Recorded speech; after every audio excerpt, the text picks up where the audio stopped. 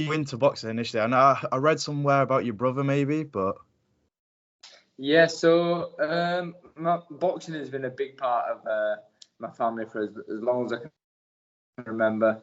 But I remember particularly it was my brother that was the boxer, and he was boxing probably for about 5 or 6 years. And when I turned 9 years old, he would have been 12, 13 at the time, and he decided to pack in. And then my dad was always persuading me, "Do you want to come down to the gym?" I wasn't that bothered at all. And then he kept asking me, and eventually I sort of gave in just to shut him up. And I went down to the gym. I got the bug, and I had my first fight, won that. I think I had about 12 or 13, 14 fights unbeaten before losing. And I remember being so gutted. The first loss I had was when I boxed for England, my first fight for England as a schoolboy. And I'm being so upset, I was crying. I think I was 11 or 12 at the time, and I remember just thinking, I don't want that feeling to ever happen again, and I was hooked from that point on. And click, I'm here now. I'm 30 this year, and it's just been a hell of a roller coaster. Yeah. I was going to say, obviously, a lot of people watching will have never actually boxed. Can you kind of describe that feeling of actually like walking out in front of an audience? Like, can you put it into words how it feels? It's a crazy feeling. Like, obviously, you've got a bit of nerves before you're walking out and stuff, but when you are actually there, you're just so zoned in on the ring and your opponent and what you need to do. But it's a buzz. It's a buzz. If you could bottle that up and sell it, you'd be a millionaire, because it's a special feeling. Yeah. I was gonna say, like, how, since you've gone pro, how do you say boxing's changed? Like, obviously mentally, but also like it's scored differently. How has your boxing style changed since turning pro? I think the main thing is, rather than it being like a sprint, as you would call it, over 3-minute rounds, it's all over very fast in the amateurs. Whereas when you turn pro and you're fighting 10 and 12 rounders, you've got to pace yourself. You've got to tactically think about what your opponent is going to do, and a game plan and the strategy is one of the main things. You could be losing the first 6 rounds or the first 10 rounds even, and still win the fight by a knockout in the last round or whatever. So it's never over until it's over. And I think the main thing is discipline, and just that mental strength, really, because it's a marathon, not a sprint, as they say. Yeah, definitely. Obviously, you've had over 100 fights now. How, like, have you learned to almost bottle them emotions up? Like, is there anything that you do to kind of keep yourself composed in the moment, or are you just used to it now? I feel like I'm finally getting used to it, which is about time, really, with being so long in the game. But I think I've realised from the mistakes and the losses I've had in the game, it's it's everything to me. Boxing is literally everything. It's all I know. But life is more than just boxing. And when I've had losses or I've had disappointments in my career, I've realised, you live to fight another day, and there's more to life. Like I say, I've got a good family at home and stuff, and it keeps me motivated. And I just enjoy the sport so much, and I just hope I can achieve what I set out to achieve. And obviously, I've done well in my career so far, but I've got goals that I want to achieve. Definitely. And can you kind of talk me through that decision of going pro? Obviously, it was a long time ago now, but I think, was it something to do with the Olympics when it happened, you turning pro? Yeah, I missed out on the Olympics in 2016. I didn't make the cut for the qualifiers, and I felt like I was hard done by the system, and I never really got given the shot when I should have been given the shot, even a box off against the other guy who actually got selected. I had a bit of a break from the sport and was deciding, do I want to go pro? Do I want to stay amateur? And the guy who got picked over me to go to the Olympics, he got caught on steroids, which made it even worse, to be honest. And obviously it made me fall out of love with the amateur game a little bit. I decided to go pro. I thought it was time. I had a big support base back in Leeds, and it's the best decision I've ever made. I love fighting in my hometown of Leeds, where pretty much the majority of my fights have been. And yeah, just I'm loving it, and it's for me. I experienced a lot in the amateurs, but it was time to obviously turn pro and achieve similar, if not better, goals in the pro game. Yeah, I was gonna say that. Obviously, like, what is it like fighting in Leeds? Obviously, your hometown. Like, do you kind of feel that back in when you are here fighting? Oh, for sure. Leeds. I'm so blessed to be from a city like Leeds. They really do get behind you, and I've realised that because every fight, from my debut right up to now, they get behind me and they show the support and they come out in numbers. So yeah, I'm very grateful to all my supporters and everyone in Leeds, really. Yeah, like you said, you're obviously turning 30 this year. What would you say are your like? I know it's kind of like hard to put into words, but like, what are your overall goals in boxing from now and obviously into the future? Obviously, the ultimate goal is to one day be a world champion, but there's many goals I plan on ticking off obviously before that, and I think one that's in touching distance is becoming a British champion, and I think it's definitely possible to achieve that inside the next year or two.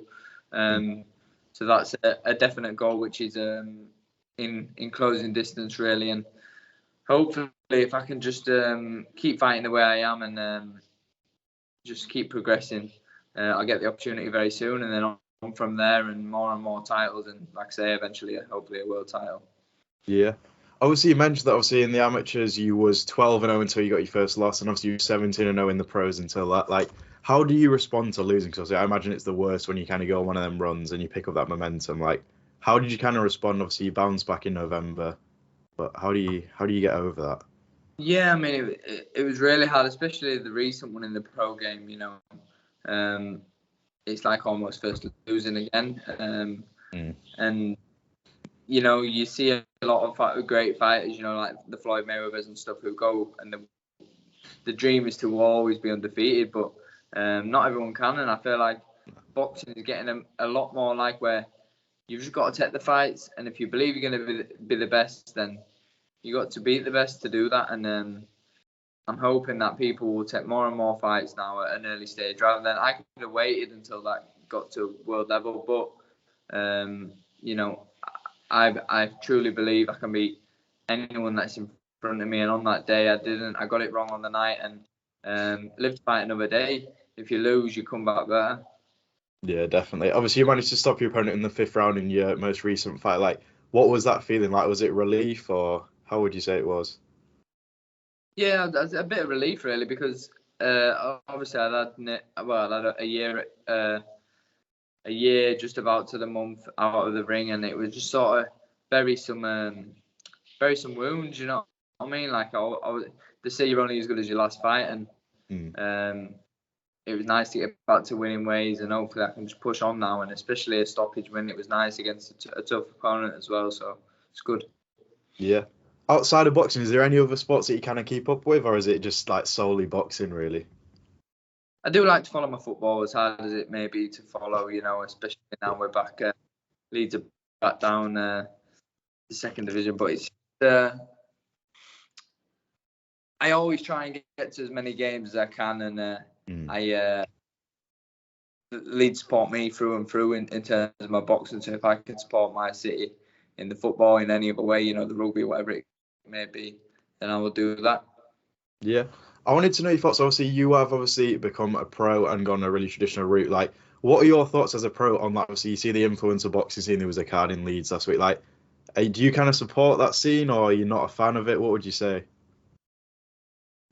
I'm not a fan of it at all, and Yeah. it pisses me off a bit because they're earning a fortune and they're fighting in arenas and on events on TV and stuff, and getting the support when they've probably been boxing probably a month or two or whatever they've been fighting. But then again, if I was offered however much money and I had the opportunity to fight on these big cards, and you won't say no. So it's a tough one, but I'm not a fan, and I hope boxing stays as boxing, and the influencer stuff can be called something else, because it's not boxing. Yeah, I think it's definitely separate, and like obviously you can see on the undercards, like the standard is nowhere near boxing on that stage. So I think if it was kept separate, then I agree. It could maybe grow, but Yeah, obviously, I think you're out. What was you saying? Sorry? completely different. You know what I mean? Like it's a lot. I think a lot of people just, especially the kids coming through, they see it and they think, oh, it's boxing. It's exactly the same as what these guys are doing. For example, myself, and it's not. Which is a bit of a piss take, but it is what it is, and everyone's got to earn a living, haven't they? Yeah, exactly. Obviously, you're out on camp in Tenerife. How is that so far? It's been amazing. It's nice to get some sun with all the bad storms and winds and whatnot going back home. But it's great, you know, get away, no distractions. Me and my team getting some good working out here. So yeah, it's a nice help to start the year, and hopefully it's going to set us up nicely for a successful year ahead. Yeah, obviously you've had a fight announced in early March. How are you feeling about that? Any thoughts on the opponent? Anything like that? Feeling really good. There's a few opponents that are being spoke about now. We had one confirmed, but it fell through. But I'm confident my team will get me a nice opponent where I can push on forward to hopefully titles very soon. So I'm looking forward to hearing more about that, and I'm preparing well, so I'll be ready either way. Yeah, perfect. And to close it off, can I fire 3 fights at you and just give me 3 predictions, if that's all right? Of course. Obviously, you're close with Ishmael Davis and you're in camp with him right now. He's got a fight against Troy Williamson coming up soon. How do you think that fight goes?